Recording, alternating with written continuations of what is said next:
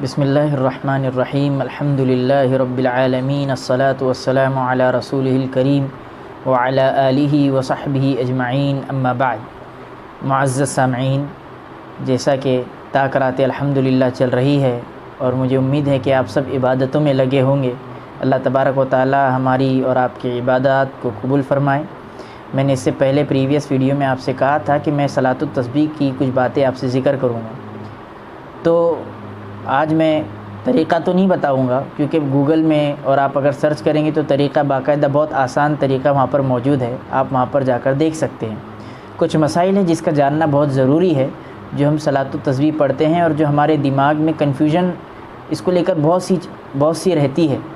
تو چلیے آج اس کنفیوژن کو ہم دور کرتے ہوئے چلتے ہیں۔ صلاۃ التسبیح نفل نماز ہے اور اس کی بہت سی فضیلتیں آئی ہیں۔ اللہ تبارک و تعالیٰ کے آخر الزماں حضرت محمد صلی اللہ علیہ وسلم نے اپنے چچا کو کہا تھا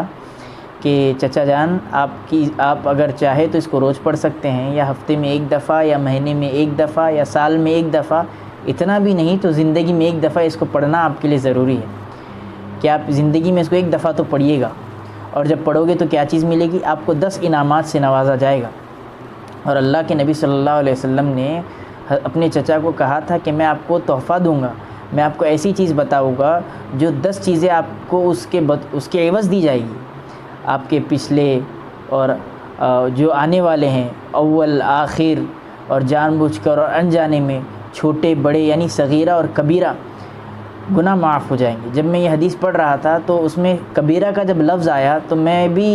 چونک گیا کہ اللہ تبارک و تعالیٰ نے اس نماز میں ایسی فضیلت رکھی ہے کہ کبیرہ گناہ تو صرف توبہ سے معاف ہوتے ہیں، لیکن صلاۃ التسبیح ایسی نماز ہے جو کبیرہ گناہوں کو بھی معاف کر رہی ہے۔ تو صلاۃ التسبیح کی اتنی بڑی فضیلت ہے، تو میں چاہتا ہوں کہ اللہ تبارک و تعالیٰ نے اتنی اہم ہمیں اور اتنی قیمتی نماز دی ہے تو ہم اس کو پڑھیں اور تاخراتوں میں اس کو پڑھنے کی کوشش بھی کریں۔ اب جو کنفیوژن ہے وہ میں بتاتا ہوا چلتا ہوں۔ ایک تو یہ نفل نماز ہے، دوسرا یہ کہ اگر کسی کو کھڑے رہنے کی استطاعت نہیں ہے کہ وہ اتنی لمبی تسبیحات پڑھے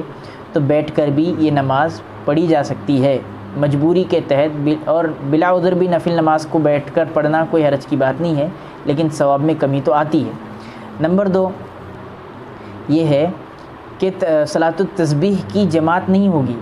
بعض لوگ میں نے دیکھا ہوں خود اپنی آنکھوں سے کہ صلاۃ التسبیح کی نماز جماعت کے ساتھ پڑھتے ہیں، حالانکہ فقہا نے اور کتابوں میں یہ صلاۃ التسبیح کی نماز جماعت کے ساتھ پڑھنا مکروہ تحریمی لکھا ہے۔ اور صلاۃ التسبیح بہت سے لوگ گنتے ہیں اپنے ہاتھوں کو جو ہے مثال کے طور پہ ایسا کرتے ہیں،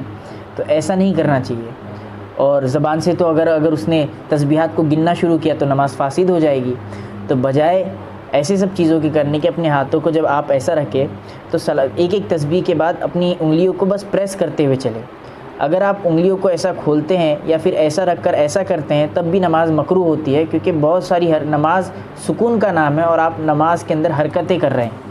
اور صلاۃ التسبیح کے 2 طریقے رائج ہیں اور دونوں بھی صحیح ہیں، آپ دونوں میں سے کسی ایک کو اختیار کیجئے اور دونوں بھی صحیح ہیں۔ اللہ تبارک و تعالی ہمیں ان مسائل پر عمل پیرا کرنے کی اور مسائل کو پوچھنے کی توفیق عطا فرمائے۔ وآخر دعوانا الحمد للہ رب العالمین۔